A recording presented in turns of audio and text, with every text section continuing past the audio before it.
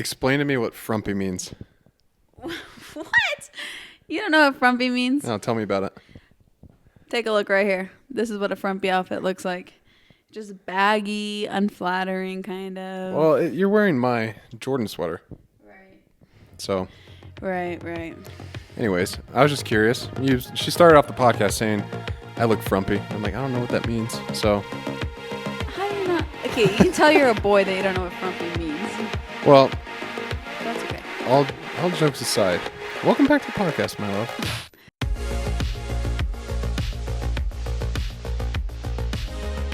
Thank you. Glad to be here.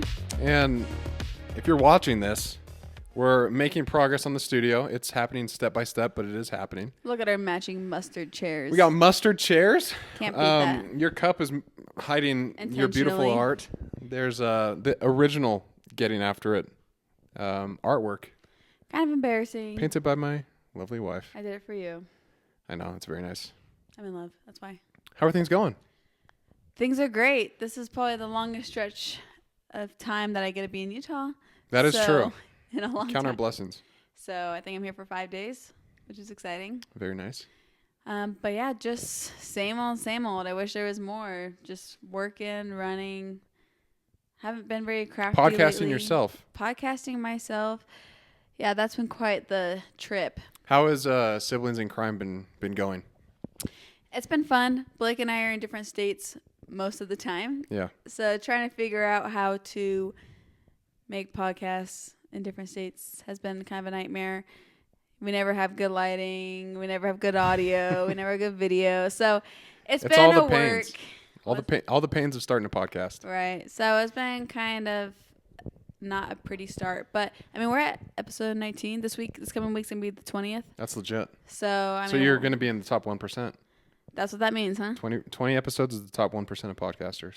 Look at us. Siblings in Crime, top 1%. Love Boom. to hear it. Let's go. Yeah, so it's You been want to know why? fun. I actually have some data. facts on that. Yeah. Tell me more. So I looked into that a little bit, and I told you yesterday I was watching a bunch of videos and stuff about podcasting specifically. And I found this one video that was actually legit, and I wonder if it'll come up here. Let's see. Yeah, here we go.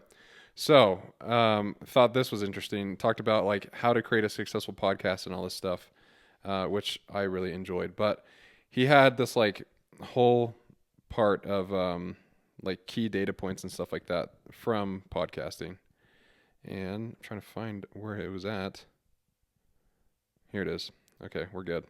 So, top 10 podcasts in the world. They capture 35% of all podcast listeners. 35 is crazy, actually. It's insane. So today, there are 450,000 active podcasts. During COVID, guess how many there were? Take a guess. Everyone's at home. How many people do you think started a podcast? So started a podcast or kept the podcast rolling? Started one and now no longer do it. So they were active at the time, but now, think about like now there's only 450,000 active podcasters. Okay, so you're making it sound like it's a fat number, like 1 million or something insane. That's close, yeah. Really? 800,000 people during COVID. So there's been quite a big drop-off.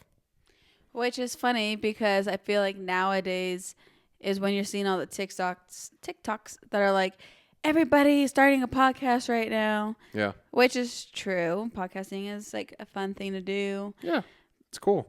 But I'm shocked that there was more. I mean, it makes sense as far as everyone was home.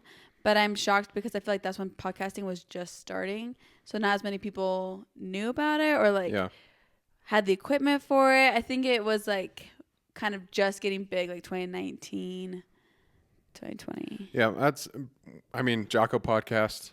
That was like my first podcast I listened to all the time. Started listening to that in 2018 when it like first launched. And honestly, I think like the podcasts that are successful are just the most consistent ones. Because like Joe Rogan, he's the number one podcaster. He's been doing it for 12 years. But he was also famous before, and he has like really interesting guest. Yeah, but it's because he's done it for so long. Right. I mean, obviously, the more you do something, the better you get typically. Yeah. That's like usually a common trend. Those go hand in hand. So I guess I can definitely see that correlating. You've seen it in your own podcast. I mean, we're only 19 episodes in, but I definitely feel a lot more comfortable first time you had me on your podcast, I just about passed away. Swore I'd never do it. Oddly enough, one of my most popular episodes, though. Probably because everyone was curious about us dating. That's fair. All of our old high school friends are probably like, now we're what married. The heck? Yeah, now we're old news. No one cares anymore. I don't know. I think we're pretty cool. Yeah, but we're biased. Yeah, we're pretty old news. Whatever. Who cares? Fair. But yeah, I mean, that is one thing I was going to ask you is like, how have you found your voice? How have you gotten more comfortable with doing podcasts? Because yeah, beginning, like when I asked you to do that first one, I remember we were up in Park City and we went into some random hotel like conference room and we just recorded a podcast. I think it was like 30 minutes long, 40 minutes long, maybe. I remember when we finished, I was like, that was my longest podcast. Look at you now. Look at me now. But like, yeah, you were terrified. Not to call you out, but you were scared. I was like sweating and trembling. How have you gotten to the point to now, like you sit down and you're like, okay, let's get this going? Probably putting in the reps. I think, of course, being on your podcast, it's like I'm comfortable talking to you. Yeah. I was nervous at the time. We were freshly dating. That's not true. We were like planning on getting married already. But still freshly dating, I guess. Yeah.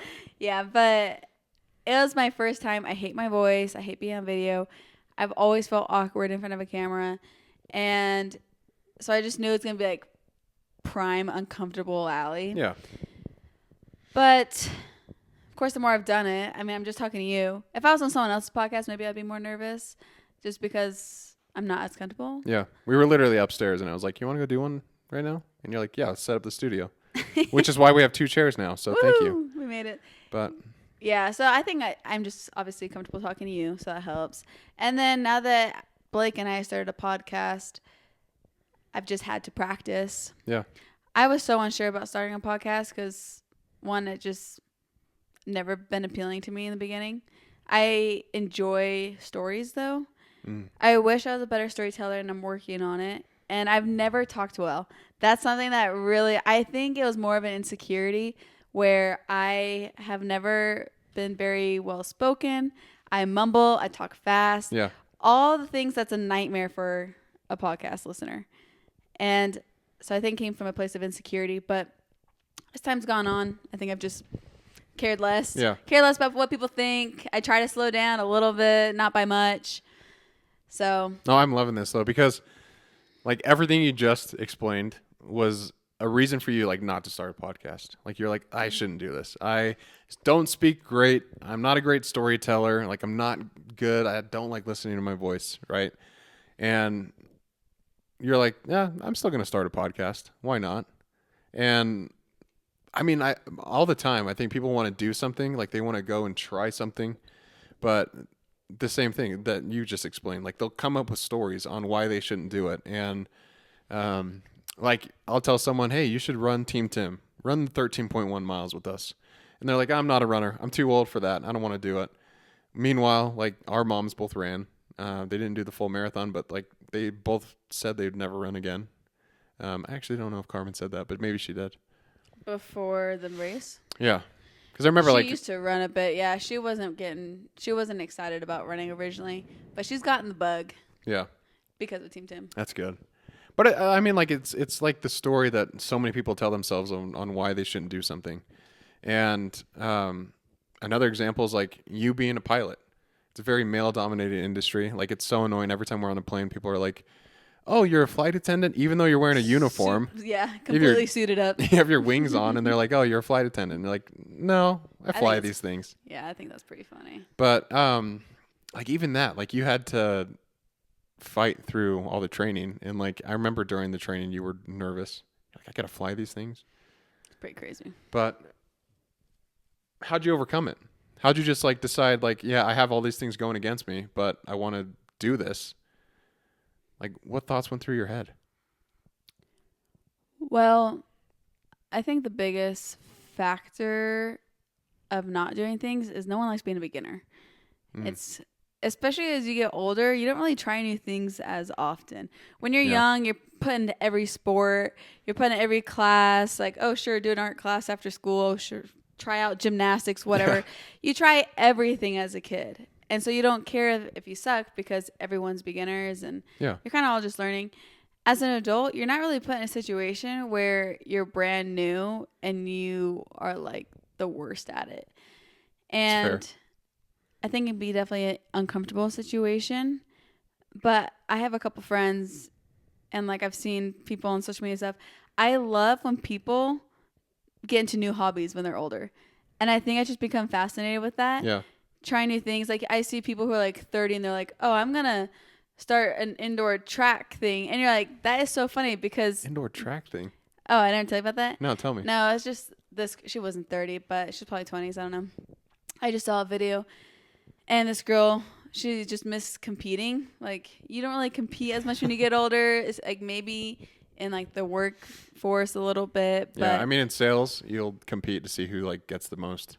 Go to like President's Club, hopefully. That's what it's called. But yeah, so you compete in that way, but you're not like in sports. You're not really pushing yourself competitively, physically. Yeah. And so she like joined some indoor track team or something along those lines. That's kind of cool. Where she was like so nervous because it was her first like race. Yeah. That she had, and it was like a track meet, and she just like ran a mile. I don't know how long it was. Maybe it was like a 5K. I don't know. But that'd be fun to do. Actually, I was like, that'd be fun to like just like go and do something for the first time you've never done before. And I just started really liking that idea of being a beginner again. And I think that mind shift of seeing other people be beginners and be okay with it, like not be shy or not be intimidated, not being the best. Yeah. And I think that was like the first thing that really sparked my interest in trying to podcast, like still painting. That's really all I got going on. But but I was like, am I trying anything new? I need to try new things. But I mean, those take a lot of time. Yeah. But I think that's like And where it sparked my interest. I think first podcast specifically is because Blake wanted to do it. I'll be so honest. Blake came into the kitchen and was like, let's do it. And I said, okay, thinking he was joking. And then he's like, no, seriously. And it's been so fun. Just another reason to hang out with my brother. And I know that sounds dumb, but we've always been like brother, sister, not so much hangout friends. And now we plan to hang out and like we talk all the time on the phone, and it's been so fun. And so I think community along with like the interest of trying new things are the two things that really push me to try new things and podcasts and whatever, and running. Like without you, like I don't think I would be where I'm at running. I would not be competitive. Not that I'm like running super competitively, like I'm going to college or anything crazy, but. Well, you got a marathon in a month almost, and dun, dun, dun, dun.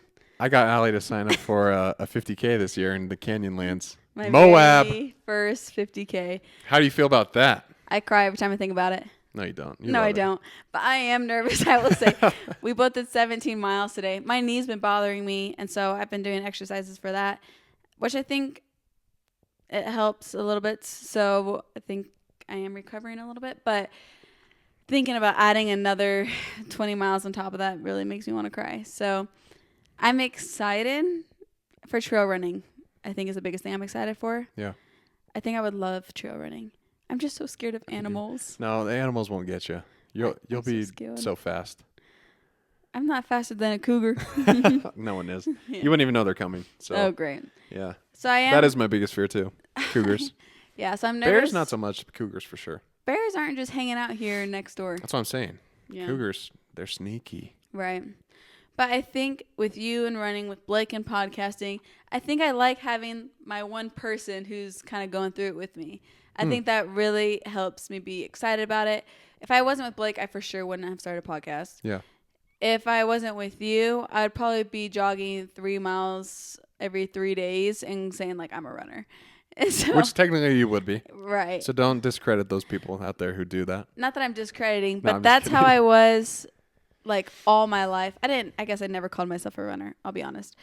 But cardio was one of my preferred exercises, but how come? Everyone hates cardio. Why do you like it? Okay, I didn't say like it. Don't jump the gun. I did not say that. Okay, why do you enjoy it more than most? I still wouldn't even say enjoy. I think I'll be so honest. I've always been pretty chunky, and everyone says cardio is how you lose weight. And I think that is really why I've always kind of tried to run, thinking I was like losing weight when I never was, because I would do like the same 2 miles and be like, oh yeah, I just killed that. and then go and eat a pizza, you know? And so nothing ever triggered for me on how to actually like be healthy, not even necessarily like skinny, but be healthy and fit in terms of like cardiovascular and stuff. And so I know I for sure would not be running marathons if I wasn't with you. Nevertheless, a 50K. I barely even signed up for the 50K and I'm with you. Yeah. But what made you sign up then? You can't say me. There had to be something else, because if it's just me, that's a rough reason to run a race, especially 50K. Like, you got to have a reason. You got to have the why. I always talk about the why. Crickets. Just kidding. Crickets. Just kidding. No, I will say you're a big factor in terms of, if you weren't running ultra marathons, I probably would never thought about it, nor would I even know that was a thing. Like, I'm very unaware of the running community outside of you. But I would say probably just because we're always trying to push ourselves. And of course, the marathon, we're going for more speed. Like, every time you run a marathon, you're trying to go faster. But I never thought about trying to make the difficult thing a further distance instead of speed. And don't get me wrong, 50K, I'm probably going to be so slow. Like, that's okay. We'll have Drew with us too. He's going to be faster than me. No, Drew, you might be slow. I was pretty slow for my first 50K. So no, you were not. You literally came in like 8th after throwing up every quarter mile.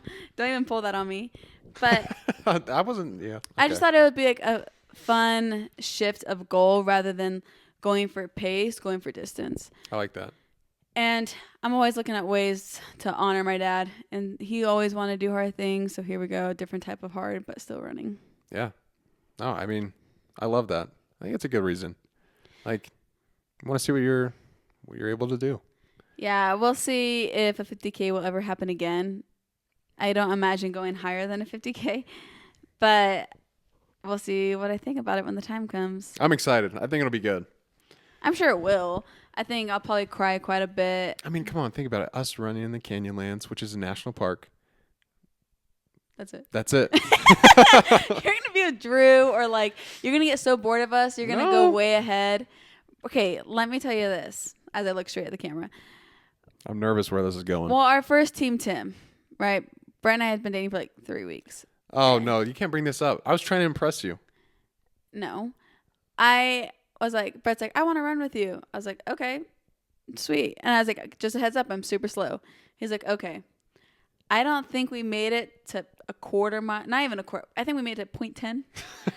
And Brett's like, yeah, sorry, see ya.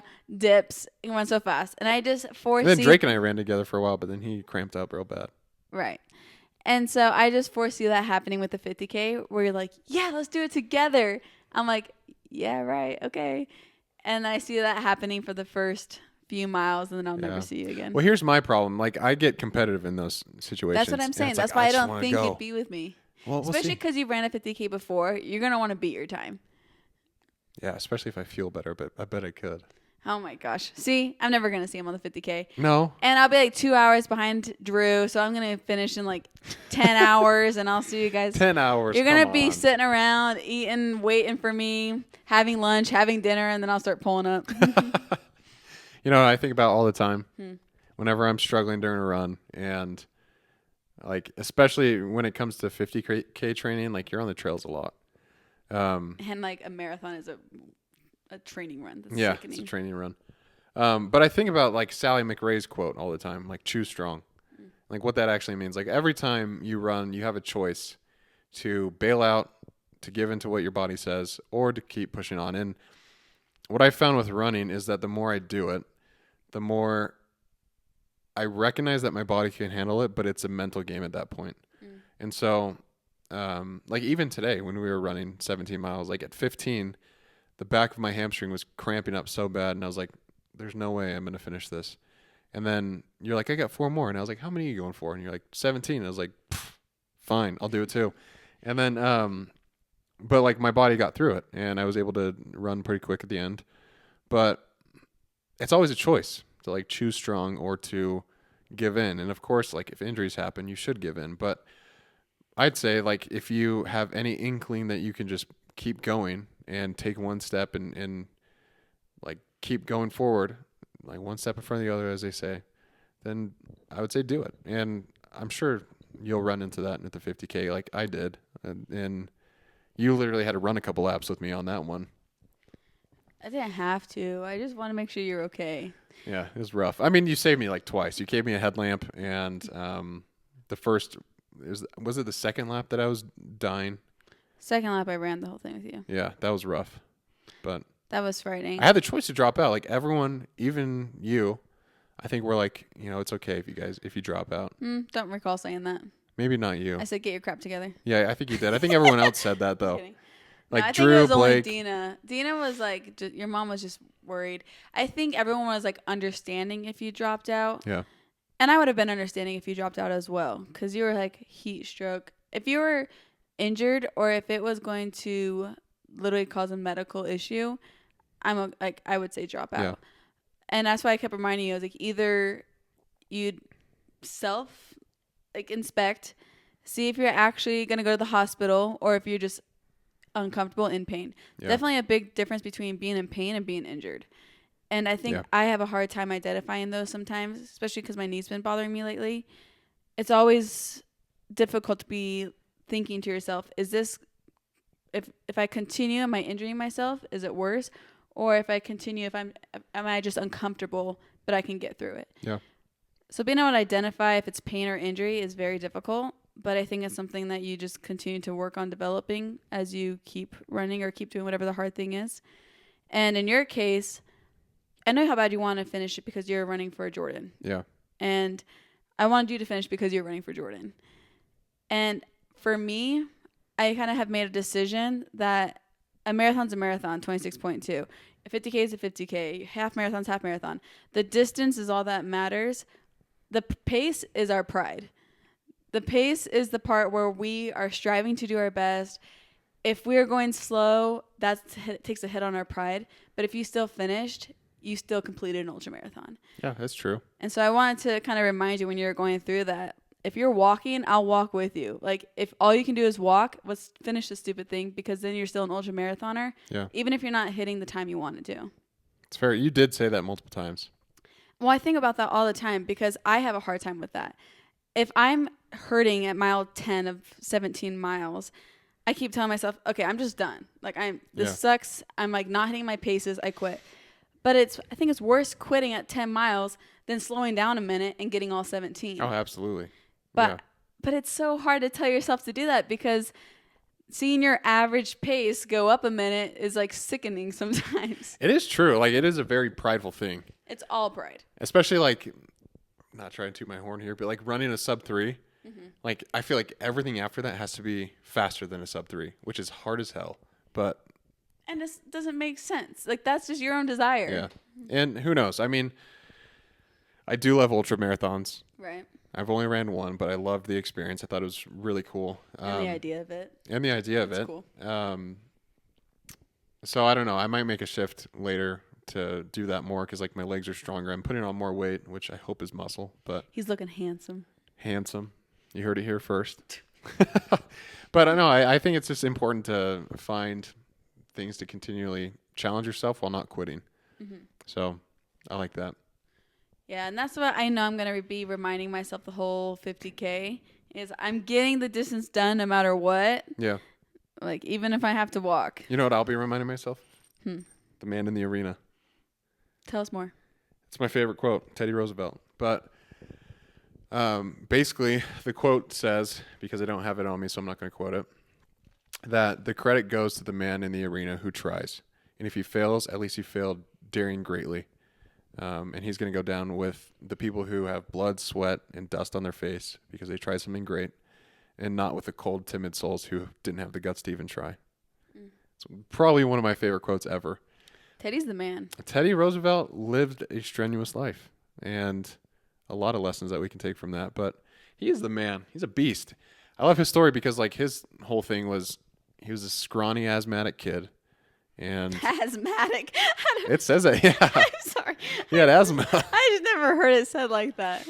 Asthmatic? I don't know why that was funny to me. I just imagine some man like not being able to breathe, just like child. I don't some child. I had asthma. I still do. Yeah. I'm asthmatic. I don't know why that's so funny to me. I've never heard it as a description. Yeah. But I think that's a cool story too, because like he's this skinny kid who has health issues, but like his dad's like, build up your body, like get stronger. And so he's like, I'm going to go hike and start boxing and lifting rocks and logs, which he did, which is pretty cool.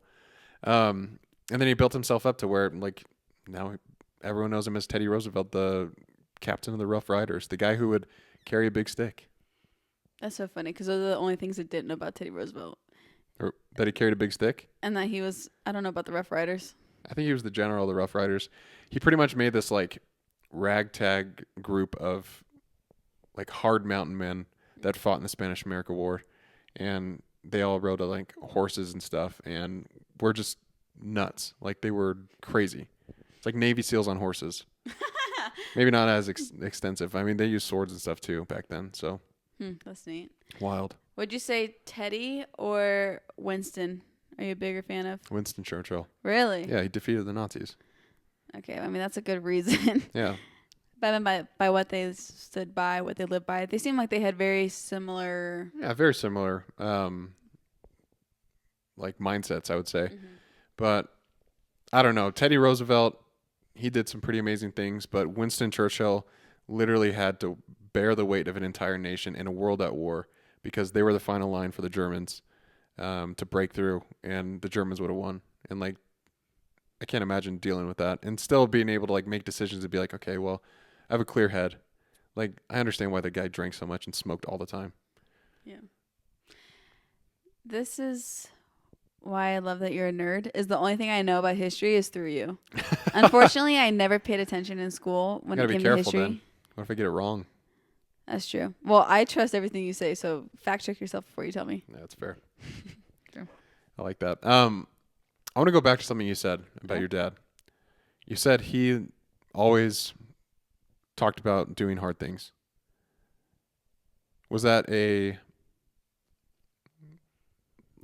core value he tried to talk about his entire life? Was that something that like even as a kid you noticed him saying things like that? Yes. I don't know if he always phrased it just like that, but he was big on do something that scares you. Like when we talked about family goals, like every New Year's and stuff like that, that was one thing that he wanted us to choose a goal that scared us. Whatever that looks like. It could be fitness, it could be financial, it could be whatever. Typically, it was a physical goal. He wanted us to choose a goal in every category, and usually the physical one was the scary one. Yeah. Do you remember what your first one was? Oh, gosh, not my first. I don't know. Usually it was like a certain amount of miles, or I'd do like a 10K or something. Yeah. And I'm trying to remember. Or it's like losing a certain amount of pounds, which never got off, you know. Like most of these goals, I rarely made it through like March, you know. Like these goals weren't lasting long. But we would talk about them throughout the year, and he'd kind of check up on us and see how we're doing. And I don't think he was like pushing us to just as 10-year-olds to try and lose like 5 pounds or whatever I was trying to do when I was 10, which is crazy. But I was packing it on at that age. I was like, give me all the potato tacos from Taco Bell. Oh gosh, 10 years old. I was trying to lose weight my entire life. I can't remember a time where I wasn't thinking about my weight.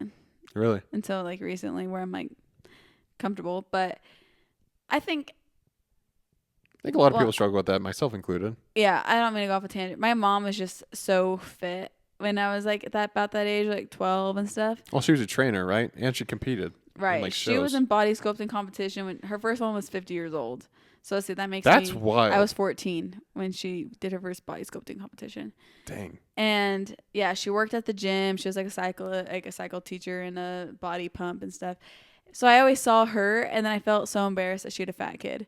And that's like how I always saw myself. And so from a really young age, I was always trying to like make her more proud, like to have a thinner daughter. She had never said that she wanted a skinny daughter. She had never said like that she was embarrassed of me or anything like that. These are just stories you tell yourself because you see your parents live in a certain way. Yeah. And I was like so proud of her, but I definitely, I had very bad self-talk at that time, especially. Yeah. But my dad definitely always enforced like doing hard things. throughout our entire lives. It looked different year to year, of course, which makes sense. And he always talked about doing the hard thing first. So like on Saturdays, even in summer, he'd make us get up at like 7 a.m. We'd have to do all of our chores. We had to go to the gym or like workout of some sort. And then we could play or take a nap if we're still tired or something like that. He always wanted us to do chores and exercise in the morning. Whatever that looked like. He's like, you can go on a walk, you can go on a run, you can go to the gym, I'll take you. It didn't matter what it was. He just thought it was really important to do hard work first and move your body.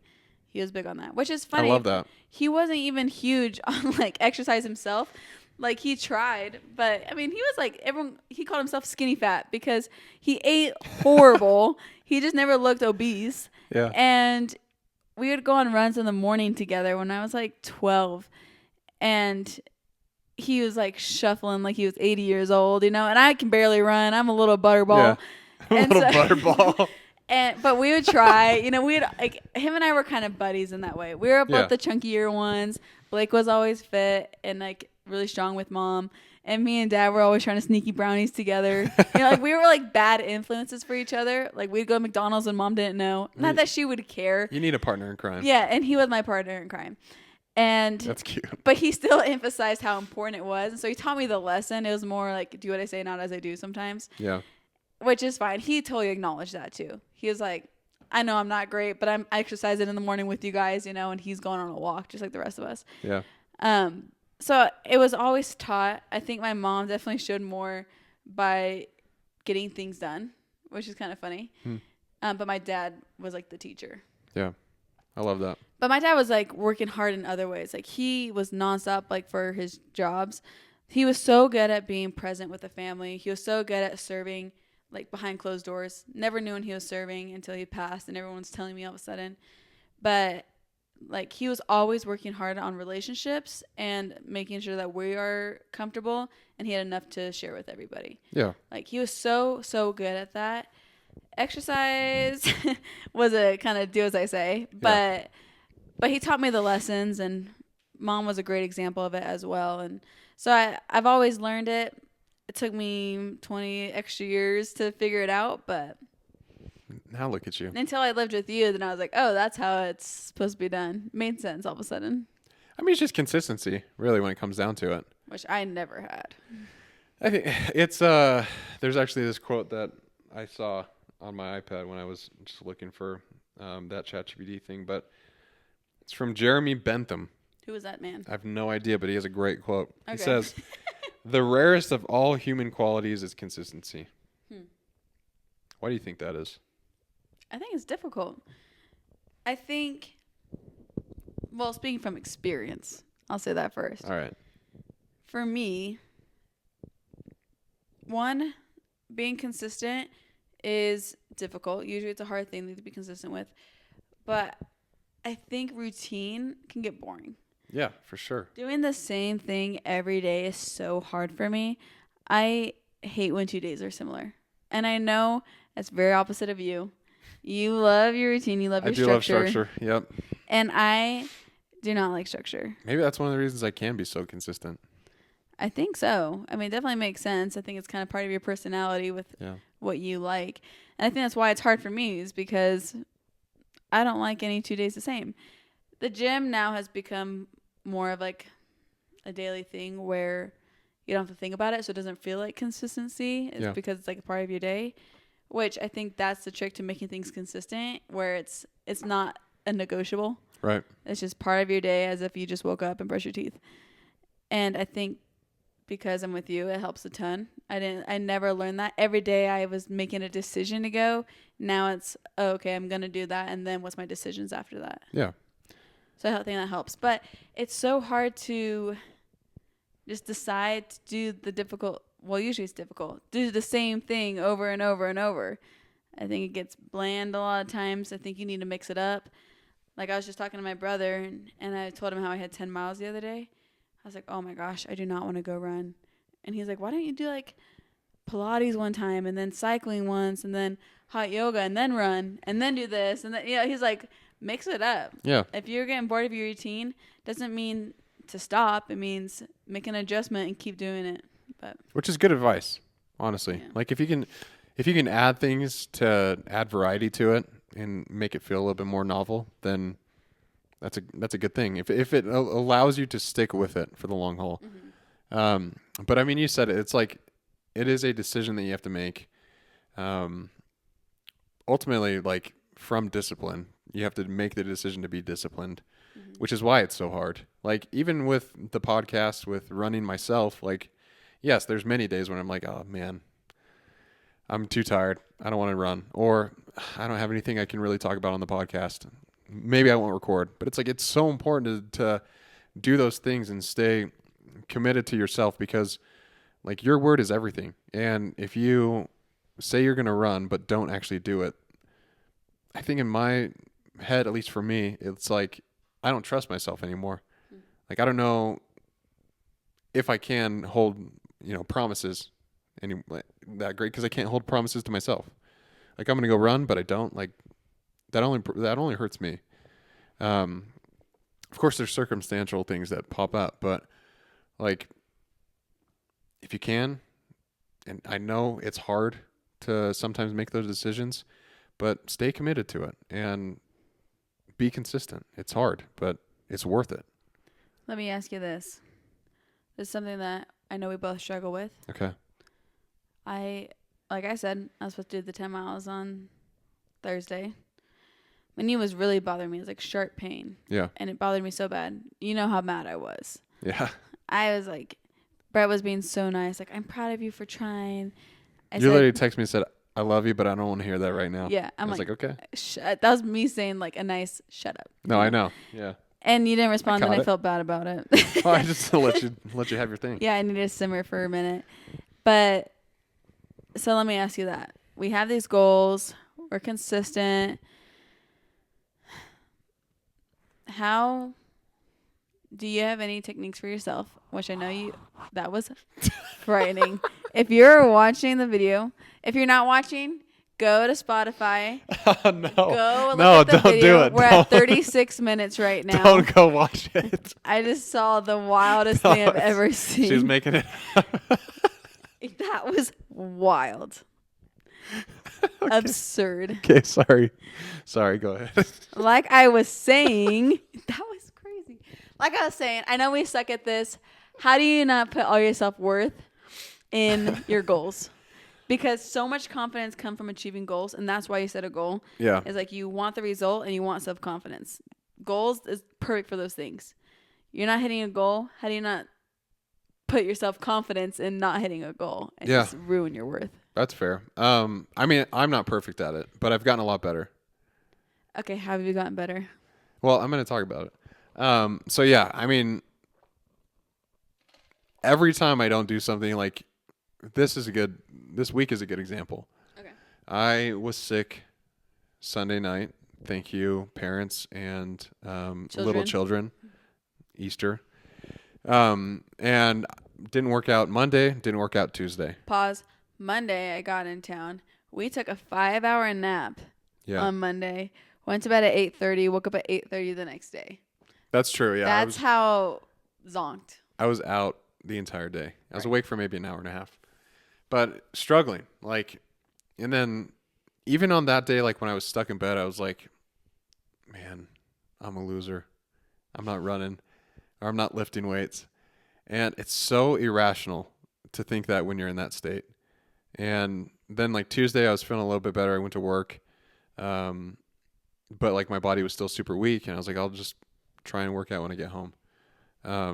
Didn't happen because again, I was super tired and my body was weak, but that's one of the things that's like circumstantial that, is a little bit easier to deal with. Like when you do have those thoughts, it's like, well, I've been sick, like it's fine. But, I would say the best thing that I've learned that's helped me overcome some of those thoughts about like, man, you suck, man, you're not who you say you are, you're slipping, is to just move on to the next day. Like you can't change the past. You can't live in the past. It's like what the Stoics talk about. Like you can't change the future, or you can't look into the future. You can't change the past. So why worry about it? Like live in the moment. And I've told you this a few times, but like there are days when sometimes I don't run or lift or anything like that, and I feel pretty bad about myself. But then I'm like, I'm not going to let that ruin my day. Like, yeah, I didn't hit my goal, but I'm not my bad days, and there's no reason to let that hold me back for this day. Like, I can still do really well at work. I can still have fun with you when I'm home, and we can do whatever. Like, if I took that attitude and was like, man, I suck, and then I show up to work and I'm like, maybe I can't even do my job, and then show up at home and I'm like, maybe I'm a terrible husband. Like, it just snowballs into like terrible thoughts about yourself all day long. And I'd say the best thing to do is just move on. Be like, hey, I might have like slipped up today. I might have missed the mark today, but tomorrow I'll be back at it. It's just trying to have perspective. Like, nothing's going to change in one day, but over a week, you might see some, like, I'm saying if you don't work out, nothing's going to change in a day. In a week, maybe you'll see some fitness lost. In a month, for sure. In a year, you'll be a different person. That's if you don't work out. But like, you let one day go by and then you're back at it the next day. It's nothing. It's like same with the podcast. Like, I missed an episode last week or this week, I didn't put one out on Monday because I was in Arizona and just made excuses. And I'm like, you know what? This thing is important to me. I need to make time for it. Like, even if I'm in Arizona, doesn't matter. Like, we travel a lot. I have to make time for it. So I would say it's taught me to have perspective. That's a long-winded answer, but hope it helped. That makes sense. We talk about perspective a lot. Yeah. That reminds me of a video I saw once, and it was along those lines. This person just did like a visual of that exact concept, like pouring a glass of water and barely spilling, and then end up just dumping the whole thing over, because like that's how it is. Like, oh, you're taking your laundry to your bedroom or something, you drop a sock, so you just dump the whole laundry basket. It's like really how it is. Like, you had one bad thing and then you just throw the day away. Yeah. So it's like, I don't remember the other visuals that they did in that exact example, but the concept stands, where you can either have a bad moment or make it a bad day, or make it a bad week or whatever. And I understand that. It's definitely hard to have that perspective once you're in the heat of it. Right. Because it's so frustrating sometimes. And not even with just exercise. Like, you'll have like a bad grade or something and you're like, I'm going to flunk. You know, It's like, it can be a little dramatic. I was just thinking as you were saying that with perspective, and you and I have been talking a lot about thinking like celestially, or we say like heavenly. Yeah. Live in the present, but like think forward at the same time. And I was thinking about like when I was really frustrated on Thursday, the only thing that was like helping me calm down was starting to listen to Christian music and Christian content. You do love that stuff. I love Christian music. I love Christian content. I soak it up. God is good. God is good. And it helps me just like bring me back to reality. I'm like, I'm so like, this is so insignificant. Yeah. And then one thing that you've talked about recently, which I've really liked, is remembering your identity as like a son or daughter of God. Yes, absolutely. How come you've been focused on that so much lately? I mean, I've dealt with self-worth issues my entire life. And like I've talked about Fat Brett on this podcast. But we love him. We love Fat Brett. He was so cool. But I miss him. Like, even in that time, I would swim with my shirt on. Like, I was the type of kid that like was embarrassed about his body. Mm-hmm. And then when I got super sick. Look at us two fatties getting married. Yeah. Well, I was about to say when I was super sick and 135 pounds. Yeah. I looked like a skeleton, and I was again really embarrassed about how I looked. Like, you would always say, like, I think you saw me one time at church and I ran away. It's because like I was embarrassed that one of the reasons I was embarrassed is because of how I looked. I literally was trying to chase you down. I was like, I haven't seen that guy in 5 years. Yeah. I should go say hi. I also heard that Brett was sick. I say Brett as I'm starting to talk to the audience. That Brett was sick, and I was concerned, so I wanted to catch up. And I was like, well, maybe he was anorexic, because I saw you from a distance, but I never caught up. Yeah. But then, I've always had like self-image issues. Yeah. But knowing that like I'm a son of God and was made in his image, and like he cares enough about me to take care of me in this life, like give me great parents, like, I don't know. I mean, there's something to that's like, if you can understand what it's like to be the son of God, Like, we all are sons and daughters of God. Like, understand that our body is temporary and we're made for so much more than just like living here on earth. Like, there's so much more that we can't even comprehend that we are promised if we live righteously and like live a good, righteous life. And I think it also just helps me remember that I'm immortal. And, I'm not at that state of, God yet, but like when I live with him again, I will be exalted. It just helps me remember who I am. And like, goes back to like running, podcasting, doing my job.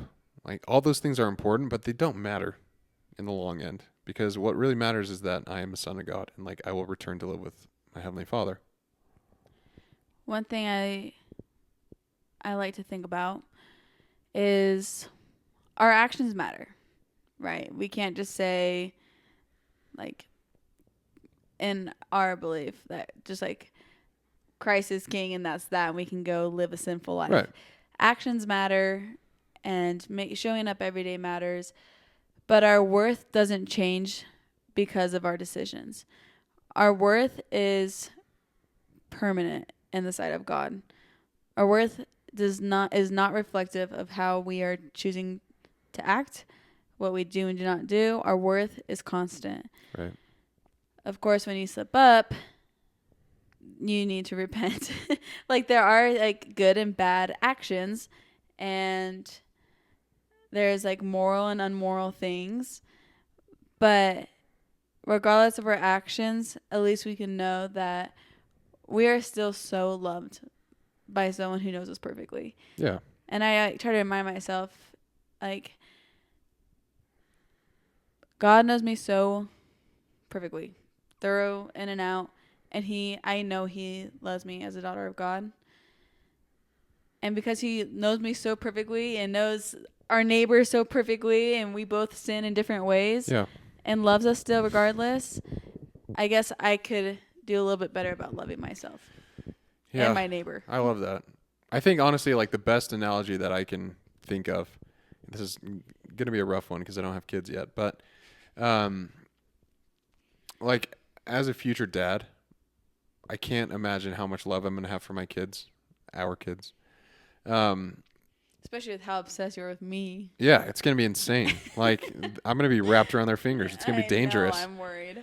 But like, I cannot imagine the love I'm going to have for them, because like, I've seen the glimmer of love like that I have for you, and creating a child together and like loving that thing is going to be nuts. Yeah. And so I'm sure like I did in high school and throughout junior high or whatever, but like, you make stupid mistakes, you make dumb decisions. I'm not going to love that kid any less for the stupid things that he does or she, unless they, like, I'm not going to love them less. I'll be disappointed. I'm not going to love them less. Right. And so whenever I'm having like a hard day mentally with like my own self-worth, I try and do that same thing and be like, how does God think of me? Like, he knows I'm going to make mistakes. We're all imperfect. The only perfect person on this earth was Jesus Christ. And knowing that, like, I know he still loves me. I know he still cares about me. He wants me to be happy. And that's just kind of what I think about, is like that analogy of like, how would I love my kid? I like how you said you love them, but you can be like disappointed. For sure. And I think that's important. Like shame, guilt, embarrassment, those are important emotions. Like that means you want to like you need to change something. Yeah. And I think when I think of like God loving me, I'm like, that's great. Or my parents, will say like my mom loving me. I know I'll always have her love, and I know you and I are both so fortunate to have parents who love us and in such a way that we understand God's love. Yeah. I am well aware that people don't have that in their lives, and I can imagine it'll be hard to comprehend God's love with parents that aren't available for you. Yeah. But I know we are very fortunate. We have incredible parents, and so I think we have a little bit of a better insight of God's love for us. But I know I disappoint my mom sometimes. I know I disappoint my dad sometimes. And I think that's good. Like, disappointment shows room for improvement. It shows where to adjust. And I think now that I'm thinking about this and we're having this conversation, I think that's just as important to have in ourselves. I think it's okay to be disappointed with ourselves. We didn't hit a run. We cheated on our diet. We were mean to somebody. Yeah, be disappointed. That's an important feeling to have, to recognize a need for change of behavior. But it doesn't mean you need to love yourself any less. It doesn't mean that your worth decreased whatsoever. But those emotions are signaling you for adjustment. And I think that's important. I love that. Which the more I think about it, as we're talking about it, I need to start recognizing this in the moment a lot better. It's hard. It really is hard. Like, it's something like I talked about with consistency that you have to practice and you have to choose to be disciplined with it. Right. And like I said, I'm getting better at it. I'm working on it, but it's because I'm choosing more often than not to have grace with myself and to just pick it back up and be stronger the next day. Mm-hmm. So I think it's good. Yeah. Gross feeling. But learn important. From it. Yeah. Learn from it and move on. Get after it again the next day. Again and again. No, I agree. I was just curious your stance on that because I know you and I both struggle with it, and I'm sure the whole world struggles with it. Yeah. If you don't, message me, please, and tell me your secrets. Yeah. That's got to be some delusional person, I think. Yeah. Because I don't think that anyone either way, a delusional person could be fun. Maybe delusional is the way to the happiness to life. Maybe it is. Be delusional. Yeah. No, you didn't hear that here on this podcast. Yeah. Erase that. Take it out. Edit. You're the one editing. I'm not editing this. I don't edit this. That's true. It's all raw. Anyways, I was just curious on your opinion on that. It's something I strive for understanding every day. Well, I love it. I think that's a solid place to end, is just understand your self-worth and try to be nicer to yourself, because you can't get after it if you're filling your head with negative thoughts. You have to believe that you're someone who's worth getting after. But at the same time, hold yourself accountable. I think extreme ownership, baby. Extreme ownership. Like, you can't love yourself to the point where you put yourself in a little comfort bubble and don't do hard things. You let too many workouts slide. You just eat a full pizza every day. I think if you're feeling gross about stuff, if you feel embarrassed, you feel disgusted, you feel disappointed, listen to your emotions, understand why you're feeling that way. But it doesn't change who you are as a person, of course. But love yourself in a way that you want to keep care of yourself. Not feel that disappointment and that discouragement. Love yourself out of that. I love that. Work your way out. It's a great place to end, my love. Well, thanks for having me. It's always a pleasure. You're my favorite guest. Happy. And yeah, I always enjoy a conversation. So I hope this was helpful and fun to listen to for everyone out there. If you want to rate the show, it would help a lot. So please do. Rate it, comment, repost, all the things. I'm his #1 fan, so you'll see me doing that every single week. Yeah, do what my wife says. Yes. Or she'll hunt you down. I will. I'll find you. And until next episode, everyone. Keep getting after it.